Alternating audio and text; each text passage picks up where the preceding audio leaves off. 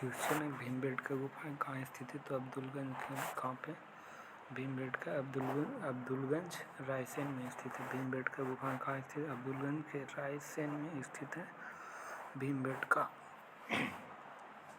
निम्नलिखित में से किन स्थानों पर मध्यपाषाण काल में पशुपालन का प्रमाण मिलता है? तो बागौर में।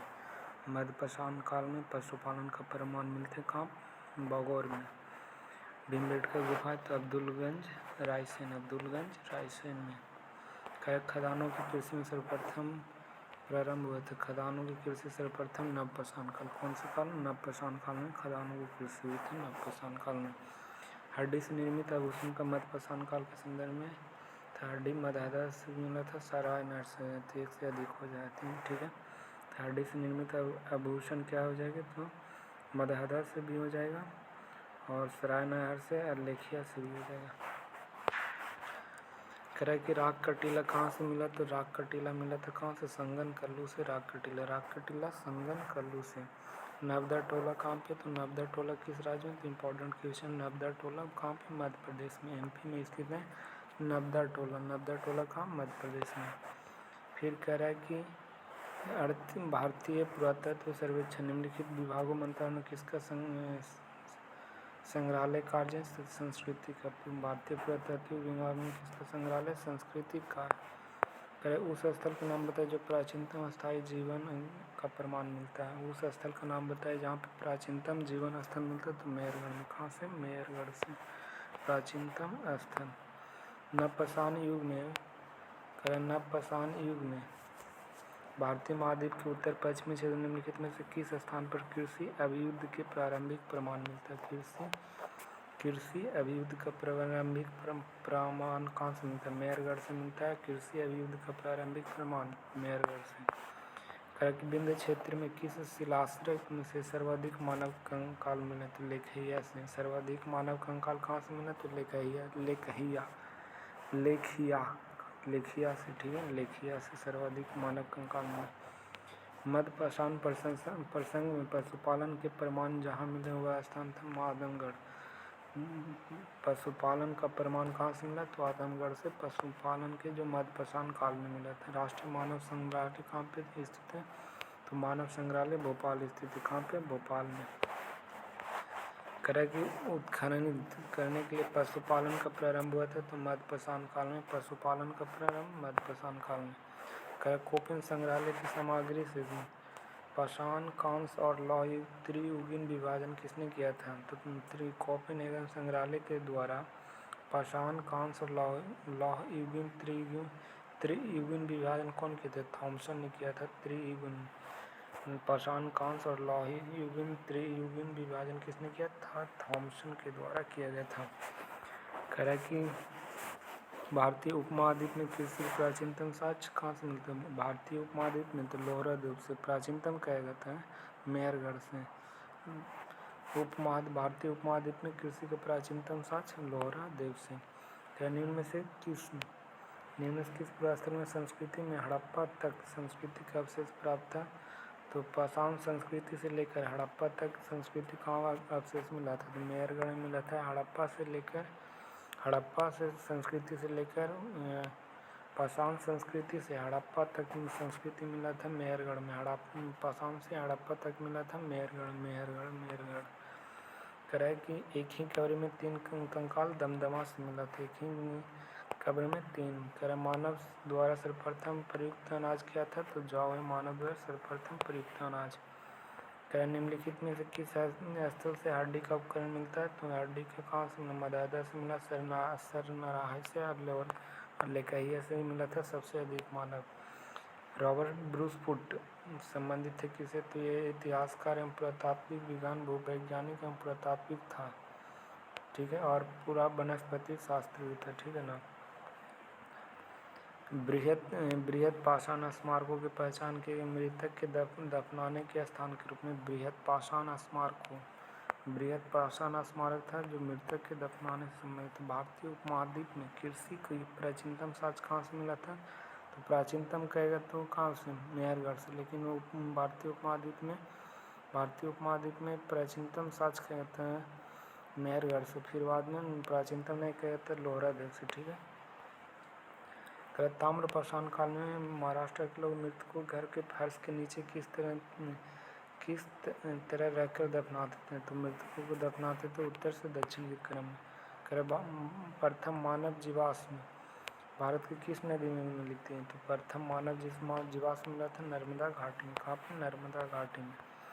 गर्तवास का साज कहाँ से? बुरझोम से गर्तवास का साज। गैरिक मृदभांड कहाँ से मिला था? तो ये नामकरण हुआ था गैरिक मृदभांड हस्तिनापुर से। कहाँ से? हस्तिनापुर से। कि निम्न में कौन पुरातत्ववेत्ता ने पहली बार भीमबेटका को देखा और शैलचित्र प्रागैतिहासिक महत्व को खोजा? तो B.S. बाकांकर के द्वारा शैलचित्र प्रागैतिहासिक महत्व को खोजा था। कौन? भीमबेटका के। तो बाकांकर के द्वारा। भारतीय पुरातत्ववेत्ता ने पहली बार भीमबेटका को देखा और उसके शैलचित्र का प्रागैतिहासिक महत्व खोजा? तो B.S. बाकांकर द्वारा। भारत में मानव का सर्वप्रथम साक्ष्य कहाँ से मिला था? नर्मदा घाटी से मिला था मानव का सर्वप्रथम साक्ष्य।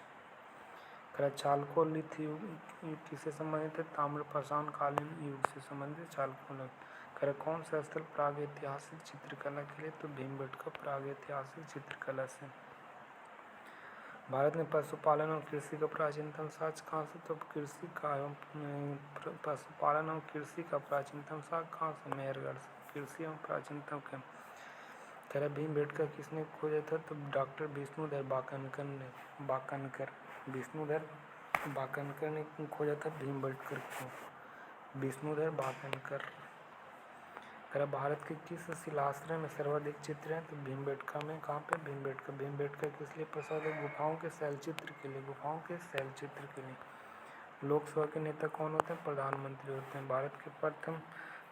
भारत राज्यसभा के चेयरमैन कौन? तो भारत के उपराष्ट्रपति चेयरमैन होते हैं राज्यसभा के। लोकसभा अपने कास्टिंग वोट का प्रयोग केवल करते हैं बराबर होने पर किया जाता है। लोकसभा के अध्यक्ष के द्वारा किया जाता है कास्टिंग वोट। कौन सा सुमेलित नहीं था इसमें? उड़ीसा में कितने लोकसभा सीट होते हैं? 10 गो। तमिलनाडु में 18 गो। महाराष्ट्र में कितना?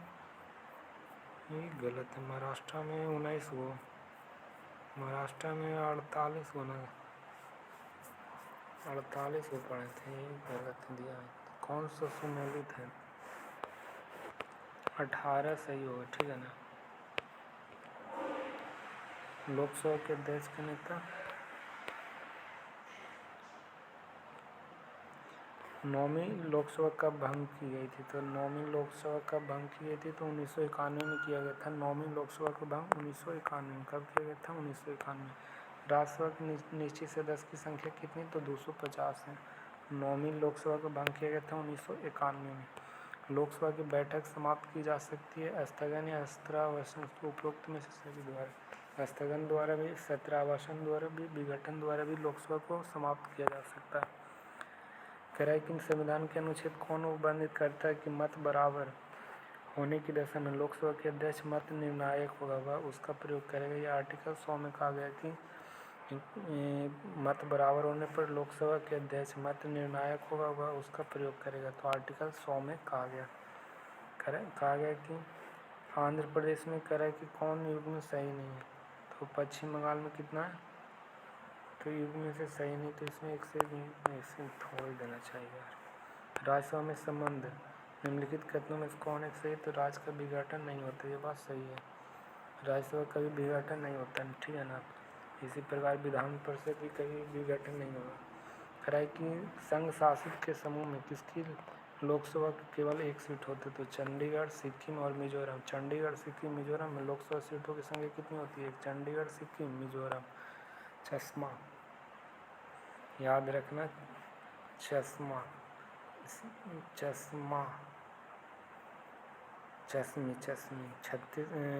चंडीगढ़, फिर सिक्किम, मिजोरम। चंडीगढ़, सिक्किम, मिजोरम में एक सीट होता है। कि कौन है भारत के संविधान के चौथी अनुसूची से सही वर्णित करता है? इनमें राज्यसभा में स्थानों का आवंटन किया गया। राज्यसभा में सीटों का आवंटन किया गया चौथी अनुसूची में। ठीक है। कि कौन सा पद अपने पद से शपथ नहीं लेता? स्पीकर। अब कौन अपने पद की शपथ नहीं लेता? तो स्पीकर होता है जो अपने पद की शपथ नहीं लेता। निम्नलिखित में से राज्यों के विषय में कह रहा है कि यह भंग नहीं किया जा सकता, ये सही है, ठीक है। भंग नहीं, इसका कार्यकाल 5 वर्ष होता है, तो ये नहीं 6 वर्ष होता है। राज्य में प्रत्येक 2 वर्ष पर 10 सदस्यों का कार्यकाल नहीं, प्रत्येक 2 वर्ष पर 1/3 सदस्य हटाया जाता है, तो ये भी प्रत्येक 2 वर्ष पर 10 सदस्यों के कार्यकाल समाप्त हो जाता है, ये भी सही है, ठीक है। फिर इसके सदस्य 25 वर्ष नहीं, इसका हो जाएगा 35 साल, ठीक है। तो 1 और 3 हो जाएगा इसका। कौन प्रथम जनजाति लोकसभा अध्यक्ष थे? PM संघवा थे जो प्रथम जनजाति लोकसभा अध्यक्ष बने थे। प्रथम जनजाति लोकसभा अध्यक्ष PM संघवा। राज्यसभा के सदस्य चुने जाते हैं तो राज्य की विधानसभा के राज्य के विधानसभाओं द्वारा राज्यसभा के सदस्य चुने जाते हैं। करेक्ट। उत्तर प्रदेश की लोकसभा में सर्वाधिक स्थानों का आवंटन है महाराष्ट्र में। उत्तर प्रदेश के बाद महाराष्ट्र में, ठीक है, 48 में।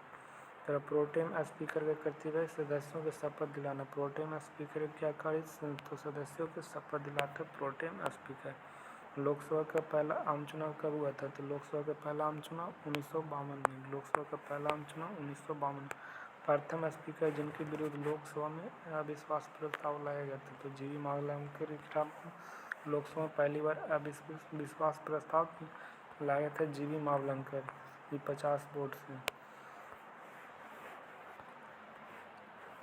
84वें संविधान सभा लोकसभा के कुल सदस्यों की सीटों की संख्या 1971 के जनगणना के आधार पर किया गया। तब तक बदल जाए जब तक विशेष के बाद जनगणना नहीं हो, 2026 तक नहीं चलेगा, 2026 तक। कह लोकसभा में कितने राजस्थान की सीट हैं? तो लोकसभा में 25 हुआ। लोकसभा में राजस्थान की सीट 25 हुआ, ठीक है। और कर्नाटका कहेगा तो 20 हुआ। कह रहा है किस राज्य में लोकसभा के 2 सदस्य निर्वाचित किए जाते हैं? तो कहाँ पे? त्रिपुरा में। और चंडीगढ़ हो गया, चंडीगढ़, चश्मा, सिक्किम हो गया, मिजोरम में 1 का हुआ। त्रिपुरा में 2 सीट रहता है लोकसभा में, त्रिपुरा में 2 सीट। कह रहा है कि भारतीय संविधान का कौन सा अनुच्छेद है जो राज्य सूची के विषय पर कानून बनाने के लिए शक्ति प्रदान करता है? तो आर्टिकल 249 है, जो आर्टिकल 249 जो संसद की राज्य सूची के विषय में कानून बना सकता है। संसद राज्य सूची के विषय में कानून बना सकता है आर्टिकल 249 के तहत। आर्टिकल 249। लोकसभा में केंद्र शासित का सर्वाधिक प्रतिनिधित्व करता है, तो 20 हुआ। लोकसभा में केंद्र शासित क्षेत्रों का सर्वाधिक प्रतिनिधित्व कितना कर सकता है? तो 20 हुआ। लोकसभा में केंद्र शासित क्षेत्रों का सर्वाधिक प्रतिनिधित्व करता है, 20 हुआ। राज्यसभा के अध्यक्ष कौन होता है? उपराष्ट्रपति के पदेन अध्यक्ष होता है राष्ट्रपति के अध्यक्ष। कह रहा है कि राज्यसभा में राज्यों का प्रतिनिधित्व निम्नलिखित में किस आधार पर किया जाता है? उनकी जनसंख्या के अनुपात पर, ठीक है। खैर लोकसभा के अध्यक्ष कैसे हटाया जाता है? तो लोकसभा के सदस्यों के बहुमत पारित करके संकल्प द्वारा। लोकसभा के अध्यक्ष कैसे हटाया जाता है? लोकसभा के सभी सदस्यों के बहुमत से पारित करके। लोकसभा के सभी सदस्यों के बहुमत से पारित संकल्प द्वारा क्या होता है? लोकसभा के अध्यक्ष को हटाया जाता है। लोकसभा के निर्वाचन किया जाता है, तो लोकसभा के सभी सदस्यों द्वारा किया जाता है लोकसभा का निर्वाचन। कह रहा है कि 12वीं लोकसभा के लिए निर्वाचन हुए थे 1998 में। 12वीं 9वीं के 1991 में हुआ था, ठीक है ना, आगे पीछे पड़े थे। 1998 में 12वीं लोकसभा का निर्वाचन हुआ था। 1998 में 12वीं लोकसभा के 1998। कौन एक लोकसभा में सर्वाधिक बड़ा है निर्वाचन क्षेत्र है? तो कौन सा एक लोकसभा जो क्षेत्रफल के अनुसार सबसे बड़ा निर्वाचन क्षेत्र है? कौन सा लोकसभा का सर्वाधिक बड़ा निर्वाचन क्षेत्र है? तो लद्दाख है जो सबसे बड़ा, ये ऑप्शन के अनुसार हो जाए, ठीक है ना। राज्यसभा में कितना था? 250 था। भारत में जो अभी फिलहाल में बंद कर दिया गया, 2023 में इसे समाप्त कर दिया। किस लोकसभा के कार्यकाल में 6 वर्ष थे? तो 5वीं लोकसभा। किस लोकसभा के कार्यकाल, इंपॉर्टेंट क्वेश्चन, किस लोकसभा के कार्यकाल जो होती है 6 वर्ष होती है? तो 5वीं लोकसभा। इंपॉर्टेंट है, 5वीं लोकसभा के कार्यकाल कितना? 6 वर्ष होती है। कह कौन सा राज्य के सभा एकांतिक शक्ति के अंतर्गत नई अखिल भारतीय सभाओं का सृजन है, जो राज्यसभा की एकांतिक शक्तियों के अंतर्गत आते हैं। नई अखिल भारतीय सेवाओं का सृजन है, जो राज्यसभा की एकांतिक शक्ति के अंतर्गत आते हैं। अखिल भारतीय का सृजन। लोकसभा में कम से कम कितने सत्र बुलाए जाते हैं? वर्ष में 2 बार। लोकसभा में कम से कम कितने सत्र बुलाए जाने चाहिए? तो 2 बार। प्रदेश का कौन सा नेता नेहरू कैबिनेट में पहली गृह मंत्री और तथा बाद में रक्षा मंत्री बने थे? कैलाशनाथ काटजू। कैलाशनाथ काटजू थे नेहरू के कैबिनेट में पहले गृह मंत्री बाद में रक्षा मंत्री बने थे। कैलाशनाथ काटजू थे जो पहले गृह मंत्री थे, फिर बाद में रक्षा मंत्री बने थे। कैलाशनाथ काटजू। ठीक है, आगे बढ़ो। लोकसभा में अनुसूचित जनजाति। लोकसभा में क्या करा? तो लोकसभा में अनुसूचित जनजातियों के लिए निम्न में से किस राज्य में सर्वाधिक आरक्षित सीट है? तो मध्य प्रदेश में। अनुसूचित जातियों के लिए लोकसभा में सर्वाधिक सीट कहाँ है? तो मध्य प्रदेश में। लोकसभा के कोरम की कुल सदस्य का कितना होना चाहिए? 1/10। लोकसभा के कोरम का कुल सदस्य का कितना होना चाहिए? 1/10 होना चाहिए। कह रहा है कि राज्यसभा के अस्थायी सदन कहते हैं क्योंकि यह विघटित नहीं होता है राज्यसभा। ठीक है, लोकसभा के कार्यकाल पूरा होने के पहले भंग किया जा सकता है प्रधानमंत्री की सिफारिश पर राष्ट्रपति द्वारा। लोकसभा कार्यकाल पूरा होने के पहले भंग किया जाता है प्रधानमंत्री की सिफारिश पर राष्ट्रपति द्वारा। ठीक है, कह रहा है कि भारतीय संविधान में निम्नलिखित में कौन सा अनुच्छेद जो संसद के राज्य सूची के विषय में विधि बनाने की शक्ति देती है? तो राज्य सूची में विधि बनाने की शक्ति आर्टिकल 249। कह रहा है कि कौन लोकसभा के सत्र आवासन करने के लिए प्राधिकृत करते? तो राष्ट्रपति। ठीक है, राष्ट्रपति। कह रहा है कि किस संबंध में राज्यसभा का अनन्य अधिकार है? तो एक नई अखिल भारतीय सेवा का सृजन का संतुष्टि करना ये राज्यसभा का अनन्य अधिकार है। नई अखिल भारतीय सेवा का सृजन करना अनन्य अधिकार है राज्यसभा का। प्रथम लोकसभा के अध्यक्ष कौन थे? तो जीवी मावलंकर थे। कौन थे? जीवी मावलंकर। कह रहा है कि किस राज्य में अनुसूचित जातियों और अनुसूचित जनजाति के लिए आरक्षण नहीं है? तो इसमें से अधिक है तो कहाँ पे? तो जम्मू कश्मीर हो गया, मेघालय में, त्रिपुरा में 2 हुआ है, अच्छा असम मिजोरम में 1 हुआ है, और यहाँ पे मेघालय में कितना हो जाएगा? तो यहाँ नहीं, ठीक है ना, यहाँ होगा। लेकिन अरुणाचल प्रदेश, जम्मू कश्मीर में SC और ST के लिए कोई आरक्षण सीट नहीं है, अरुणाचल प्रदेश और जम्मू कश्मीर में। यदि उपाध्यक्ष लोकसभा की अध्यक्षता करें तो उनमें से एक अधिकार प्राप्त है, वह मत प्रणाली पर मतदान करेगा। लोकसभा के अध्यक्ष करें निम्न में कौन सा विधेयक में राज्यसभा में प्रथम बार प्रस्तावित नहीं किया जा सकता? धन विधेयक को राज्यसभा में प्रथम बार प्रस्तावित नहीं किया जा सकता, राज्यसभा अपनी लोकसभा में प्रस्तावित किया जाता है।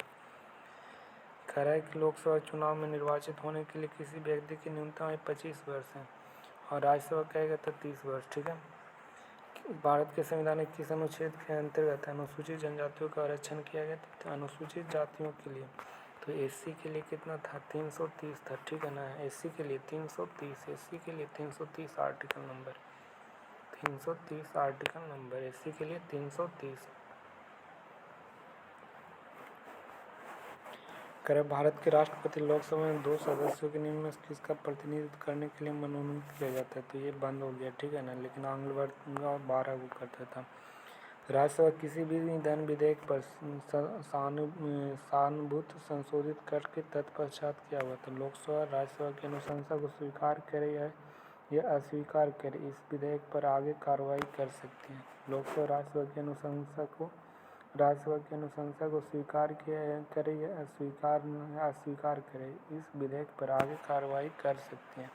धन विधेयक को संशोधन करती है तो तत्पश्चात क्या हुआ? तो राज्यसभा किसी धन विधेयक पर समानुपाती संशोधन करती है तो लोकसभा राज्यसभा की अनुशंसा को स्वीकार करे या अस्वीकार करे, इस विधेयक पर आगे कार्रवाई कर सकती है। ठीक है, निम्नलिखित में अनुसूचित जनजातियों की लोकसभा की स्थान आरक्षित नहीं, तो केरल और तमिलनाडु में ST के लिए कोई आरक्षित सीट नहीं है। केरल और तमिलनाडु में ST के लिए कोई सीट आरक्षित नहीं है। 2009 में 543 लोक निर्वाचन क्षेत्रों के लिए चुनाव हुआ, इनमें से कितने लोकसभा निर्वाचन क्षेत्र राज्यों के थे? तो 530 थे। 530 में से 43 हैं, 543 जिसमें 530 राज्य के थे, 13 केंद्र शासित प्रदेश के, 530 राज्य के थे। कह रहा है कि वर्तमान लोकसभा के निर्वाचन क्षेत्र के लिए चुनाव व्यय अधिकतम सीमा क्या है? तो इनमें से एक से अधिक हो जाए। राज्यसभा का प्रथम गठन कब हुआ था? 1952 में। लोकसभा का भी सर्वप्रथम गठन कब हुआ था? 1952। राज्यसभा लोकसभा का गठन 1952 में। ठीक है, फिर कह रहा है राज्यसभा लोकसभा के समान शक्तियाँ किस क्षेत्र में, तो संविधान संशोधन के करने के विषय में। राज्यसभा को लोकसभा के समान शक्तियाँ, तो संविधान संशोधन में राज्यसभा लोकसभा का समान शक्तियाँ संविधान संशोधन में। लोकसभा का कार्यकाल आपातकाल की घोषणा के दौरान एक बार में 1 वर्ष के लिए बढ़ाया जाता है। आपातकाल के दौरान लोकसभा का कार्यकाल एक बार में कितना 1 वर्ष के लिए बढ़ाया जाता है। आपातकाल के दौरान लोकसभा का कार्यकाल एक वर्ष में एक बार में 1 वर्ष के लिए बढ़ाया जा सकता है। लोकसभा के निर्वाचन के नामांकन पत्र क्या है, तो जिसका नाम किसी निर्वाचन क्षेत्र की मतदाता सूची है दाखिल किया जा सकता है। निर्वाचन नामांकन पत्र द्वारा जिसका नाम किसी निर्वाचन क्षेत्र की मतदाता सूची में दाखिल किया जा सकता है लोकसभा के निर्वाचन के लिए। ठीक है, कह रहा है कि लोकसभा सदस्यों की अधिकतम सीट कितना, तो अधिकतम कहे तो 550, लेकिन वोटिंग हुआ तो कितना, तो 543, लेकिन राज्य के कितना, तो 530, बाकी 13 केंद्र शासित प्रदेश का। ठीक है, लोकसभा सचिवालय प्रत्यक्ष रूप से की देख रेख में कार्य करता है, तो लोकसभा के अध्यक्ष के रूप में। लोकसभा सचिवालय प्रत्यक्ष रूप से किसकी देख रेख में करती है, तो लोकसभा सचिवालय प्रत्यक्ष रूप से किसकी देख रेख में कार्य करती है, तो लोकसभा के अध्यक्ष के रूप में। ठीक है, कह रहा लोकसभा चुनाव के मामले में ये ऐसे है। कह रहा किसी विचार कीजिए, तो कह रहा राज्य में धन विधेयक को या तो स्वीकार करे या संशोधित करने की कोई शक्ति निहित नहीं है। ठीक है, ये सही है। स्वीकार करे या अस्वीकार करे, संशोधित करने के लिए कोई शक्ति नहीं है धन विधेयक पर राज्यसभा को। राज्यसभा अनुदानों की मांग पर मतदान नहीं कर सकती है, तो ये भी सही है। राज्यसभा में वार्षिक वित्तीय विवरण की चर्चा नहीं है, तो ये गलत बात है। तो राज्यसभा में अनुदान की मांग पर मतदान नहीं कर सकती है। राज्यसभा में धन विधेयक को या तो अस्वीकार करने या संशोधित करने की कोई शक्ति नहीं है। ठीक है, अस्वीकार करने की कोई शक्ति नहीं है। ठीक है, राज्यसभा के पास। क्रम भारत के संविधान में 82 आर्टिकल 82 किससे लोकसभा की सीटों के राज्यों के मध्य आवंटन जनगणना के आधार 1971 पर किया गया था। आर्टिकल 82 में कहा गया है कि राज्यों में के मध्य आवंटन जनगणना क्या है, सीटों का राज्यों में बंटवारा का जनगणना के आधार क्या है, तो 1971 का। राज्यसभा में लोकसभा में सीटों का राज्यों का आवंटन जनगणना का आधार वर्ष क्या, 1971। किस संशोधन में लोकसभा के सदस्यों के साथ 525 से 45 कर दिए गए थे, तो 31वें संविधान संशोधन। 31वें संविधान संशोधन में लोकसभा के सदस्यों की संख्या 525 से 545 कर दिया था। 31 बार इम्पॉर्टेंट है। 31वां संविधान संशोधन में 525 से बढ़ाकर 545 कर दिया गया था। राज्यसभा के सदस्य कार्यकाल कितने वर्ष होते हैं, 6 वर्ष होते हैं। प्रत्येक 2 वर्ष पर 10 व्यक्ति को हटाया, यानी 1/3 को हटाया। लोकसभा के वर्तमान सदस्य की संख्या कितना, 543 की, जो कि मसंदान में। तो ये 31वां संविधान संशोधन द्वारा किया गया था 520 से 545। 31वां राज्यसभा सदस्य के कार्यकाल कितने वर्ष की, 6 वर्ष की। लोकसभा के वर्तमान सदस्य की संख्या 543।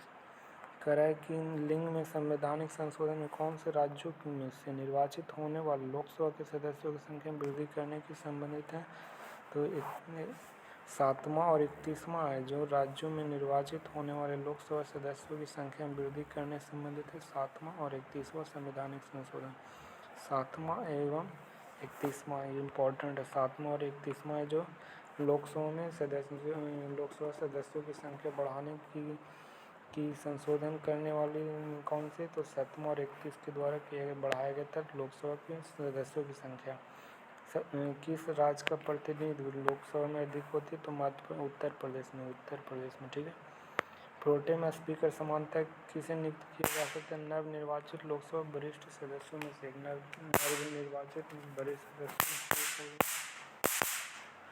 नवनिर्वाचित वरिष्ठ सदस्यों में से एक हो जाएगा। प्रोटेम स्पीकर समानता किसे नियुक्त किया जाता है, नवनिर्वाचित लोकसभा के वरिष्ठ सदस्यों में से एक होगा। प्रोटेम स्पीकर नवनिर्वाचित लोकसभा के वरिष्ठ सदस्यों में से एक होगा। फिर कह रहा है बरुणा प्रजाति तो किसका है, तो सरसों का प्रजाति है बरुणा। किसका, सरसों का एक प्रजाति है बरुणा। कह रहा है किस राज्य में संकर धान की खेती के अंतर्गत सर्वाधिक क्षेत्रफल है, संकर धान की खेती के लिए सर्वाधिक क्षेत्रफल उत्तर प्रदेश में। कहाँ, उत्तर प्रदेश में संकर धान के लिए खेती के अंतर्गत सर्वाधिक क्षेत्रफल कहाँ पे? तो उत्तर प्रदेश। शक्कर नगर चीनी का एक प्रमुख उत्पादक केंद्र। तो शक्कर नगर चीनी कहाँ है? तो आंध्र प्रदेश में शक्कर नगर है जो चीनी का लिए प्रमुख उत्पादन केंद्र है। गोल्डन राइस में स्रोत का है तो विटामिन ए का, गोल्डन राइस में विटामिन ए पाया जाता है। ठीक है। अगर भारतवर्ष में चावल की खेती उन क्षेत्रों में होती है जहाँ वार्षिक वर्षा 100 सेंटीमीटर से क्या हो अधिक हो, 100 सेंटीमीटर से अधिक होगा तो वहाँ खेती किया जाता है धान की। कौन सी खरीफ फसल का नहीं है? तो मसूर है जो खसूर, मूंगफली, मक्का, धान ये खरीफ फसल है। मक्का, मूंगफली, धान है जो खरीफ फसल है। कर पैंगिंग, पैंगिंग एक लाभकारी प्रक्रिया किसका? तो पैंगिंग है मूंगफली का। किसका? मूंगफली का लाभकारी प्रक्रिया पैंगिंग किसका? मूंगफली का। पैंगिंग लाभकारी प्रक्रिया मूंगफली का। कौन एक तिलहनी फसल है? तो सूरजमुखी क्या है? तो एक तिलहनी फसल है। तिलहनी फसल कौन है? तो सूरजमुखी। सूरजमुखी तिलहनी फसल है। गुलाबी क्रांति किससे संबंधित? तो प्याज से हो जाए, ऐसे झींगा प्याज हो गया, ये सब गुलाबी क्रांति। कौन एक भारत में नीली क्रांति संबंधित? मत्स्य पालन। नीली क्रांति से मत्स्य पालन। नीली क्रांति किससे संबंधित है? तो मत्स्य पालन से। नीली क्रांति किससे? तो मत्स्य पालन से संबंधित है नीली क्रांति। नीली क्रांति दूध है जो करें में कौन खरीफ फसल नहीं है? तो मूंगफली हो गया, कपास हो गया, मक्का हो गया। मूंगफली, कपास, मक्का क्या है? तो खरीफ फसल नहीं है। मूंगफली, कपास, मक्का। धान की उत्पत्ति हुई थी तो दक्षिणी पूर्व एशिया में। दक्षिण पूर्व एशिया में धान की उत्पत्ति हुई थी। दक्षिण पूर्व एशिया में। दक्षिण पूर्व एशिया। जिप्सम में अधिक मात्रा की आवश्यकता होती है मूंगफली की फसल में। जिप्सम किस फसल में अधिकतम मात्रा की आवश्यकता होती है? तो मूंगफली में। पैंगिंग विधि से मूंगफली उपजाया जाता है। जिप्सम की अधिक मात्रा आवश्यकता होती है मूंगफली की फसल में। जिप्सम की अधिक मात्रा। किस फसल में सबसे ज़्यादा प्रतिशत तेल की मात्रा होती है? तो किस फसल में? तिल में सबसे अधिक मात्रा में क्या पाई जाती है? तेल पाई जाती है। तिल में सबसे अधिक मात्रा में तेल पाई जाती है। तिल में। शुष्क भूमि के लिए सर्वाधिक उचित फसल कौन है? तो शुष्क भूमि के लिए सर्वाधिक उचित फसल क्या है? तो मूंगफली। मूंगफली जो शुष्क भूमि के लिए सर्वाधिक उचित फसल है मूंगफली। चावल की खेती के लिए आदर्श जलवायु परिस्थितियाँ क्या है? तो 100 सेंटीमीटर से ऊपर वर्षा, 25 डिग्री से ऊपर ताप। 100 सेंटीमीटर से वर्षा अधिक और 25 सेंटीमीटर से ऊपर ताप। ठीक है। मैक्रोनी गेहूं का वानस्पतिक नाम है तो ट्रिटिकम ड्यूरम। ट्रिटिकम डायूरम है जो मैक्रोनी गेहूं का वानस्पतिक नाम है ट्रिटिकम डायूरम। ट्रिटिकम डायूरम।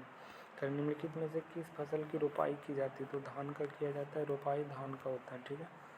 फिर कह रहा है कि भारत में तिलहन का सबसे बड़ा उत्पादक कौन है? तो तिलहन का सबसे बड़ा उत्पादक राज्य मध्य प्रदेश है। तिलहन का। खैर भारत में किस राज्य में गन्ने की खेती के अंतर्गत सबसे अधिक भूमि? तो उत्तर प्रदेश में गन्ने के लिए खेती के लिए सबसे अधिक भूमि कहाँ? तो उत्तर प्रदेश में। खैर कौन सा चावल का किस्म नहीं? तो ज्वाला। ज्वाला क्या? तो चावल का। हंसा, जया, पद्मा। हंसा, जया, पद्मा किसका? तो चावल का। ठीक है। ज्वाला गेहूँ का हो जाएगा। ठीक है ना। कह रहा है कि कौन सा खरीफ फसल? तो कपास, मूंगफली है, धान है। लेकिन गेहूँ क्या? रबी फसल है। तो 1, 2, 3 हो जाए। कपास, गेहूँ ये सब क्या है? खरीफ फसल है। धान। सदाबहार कंद किससे संबंधित है जो कृषि उत्पादन को बढ़ाएं? तो निर्णय स्वामीनाथन के द्वारा। भारत में चावल का अधिक उत्पादक कहाँ होता है? तो भारत में चावल का अधिक उत्पादक आंध्र प्रदेश में। भारत में चावल का अधिक है आंध्र प्रदेश में। महाराष्ट्र में काली मिट्टी के क्षेत्र में कपास के गन्ने की फसल में प्रतिस्पर्धात्मक सामना करना पड़ा। इसका कारण क्या है? तो सिंचाई सुविधा के प्रसार करना और इसके क्षेत्र में गन्ने की फसल में अधिक लाभप्रद करना। कारण नॉर्मन अर्नेस्ट बोरलॉग जो हरित क्रांति के जनक माने जाते किस देश के? तो संयुक्त राज्य अमेरिका के नॉर्मन बोरलॉग। ठीक है। पूसा सुगंधा एक सुगंधित किस्म किसका? धान का। तो पूसा सुगंधा 5। पूसा सुगंधा 5 किसमें? तो धान की पूसा। महाराष्ट्र में निम्नलिखित में से कौन एक श्वेत स्वर्ण है? तो कपास को श्वेत स्वर्ण कहते हैं। काला सोना कोयला कहते हैं। श्वेत स्वर्ण को कपास बोलते हैं।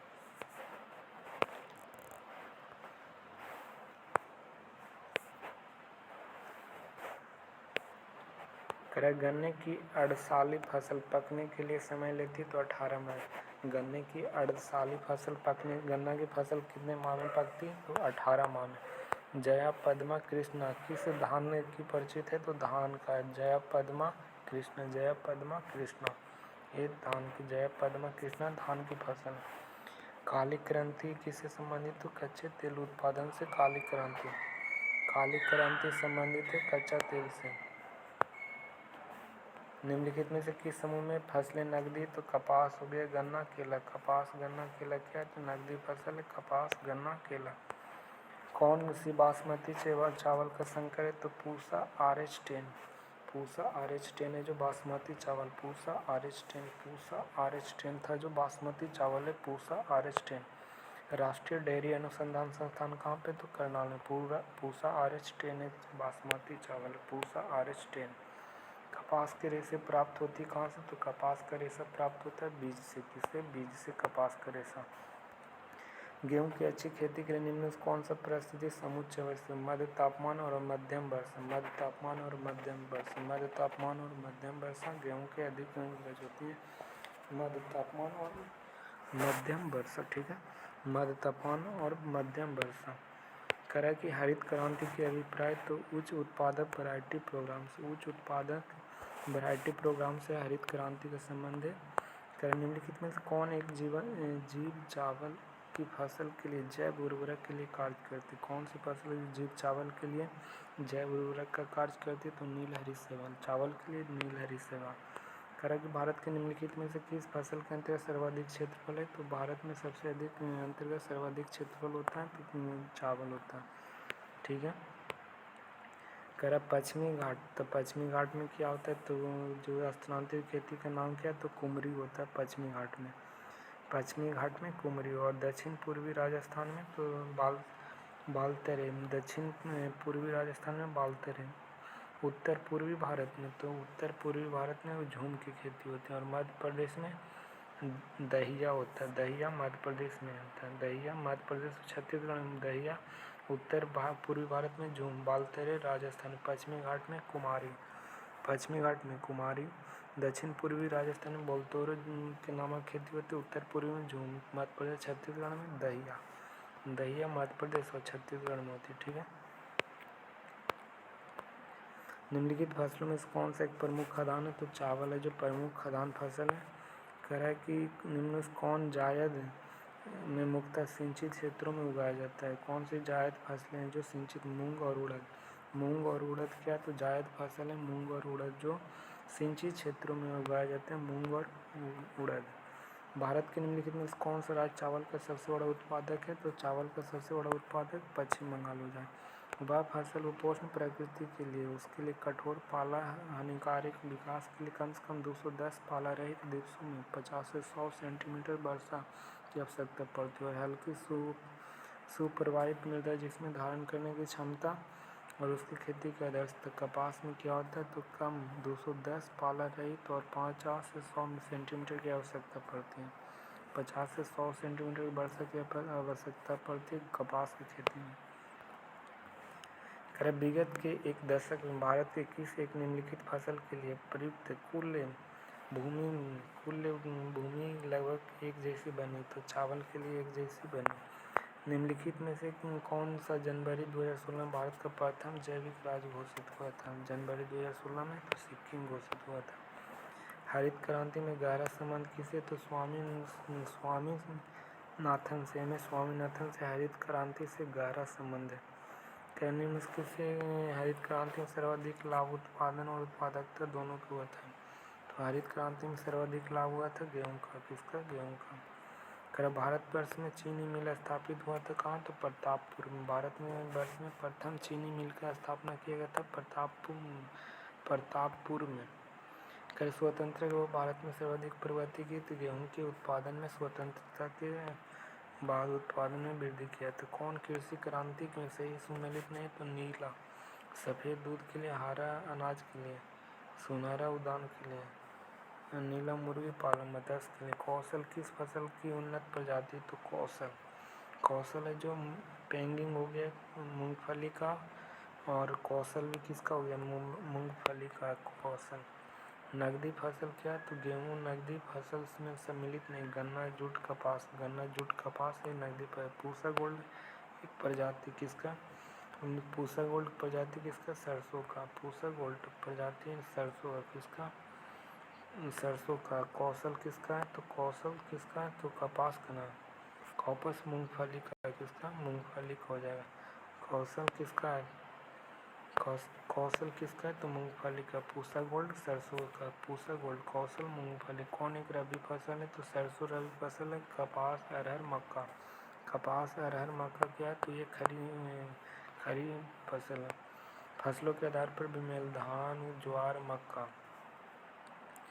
धान हो गया, ज्वार हो गया, मक्का हो गया, ये सब क्या है? तो ये सब खरीफ फसल। लेकिन गेहूँ क्या है? तो रबी फसल है। कह रहा है कि गेहूँ के अधिकतम उत्पादन वाला राज्य कौन है? तो उत्तर प्रदेश है। गेहूँ के अधिकतम उत्पादन वाला राज्य अधिकतम उत्तर प्रदेश। कह रहा है कि भारत में चावल खेती के सर्वाधिक क्षेत्र कहाँ पे? तो कहाँ पे? उत्तर प्रदेश में सर्वाधिक चावल की खेती के अंतर्गत सर्वाधिक क्षेत्र। करनाल बंट किसका एक बीमारी? तो गेहूँ का बीमारी करनाल बंट जो कवक के द्वारा होता है। हरित क्रांति नॉर्मन बोरलॉग। कह रहा है कि गन्ने में प्रजनन कार्य किया जा रहा है।